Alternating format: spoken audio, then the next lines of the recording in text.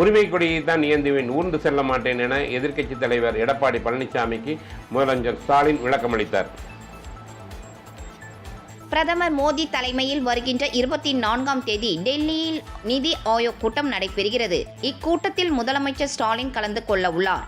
இக்கூட்டத்தில் முதலமைச்சர் ஸ்டாலின் கலந்து கொள்வது குறித்து எதிர்க்கட்சித் தலைவர் எடப்பாடி பழனிசாமி விமர்சனம் செய்திருந்தார். இதற்கு முதலமைச்சர் ஸ்டாலின் இன்று தனது எக்ஸ் தளத்தில் பதிலளித்துள்ளார்.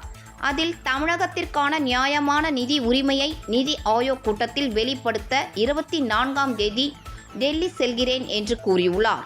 பாஜகவுடன் கூட்டணி கிடையாது என்று கூறிவிட்டு ஒரே ரெய்டில் புலிகேசியாக மாறி வெள்ளை கொடி ஏந்தி சென்ற பழனிசாமி என்னை பார்த்து வெள்ளை கொடி ஏந்தியதாக பேச நான் கூசவில்லையா என்று கேள்வி எழுப்பியுள்ளார்.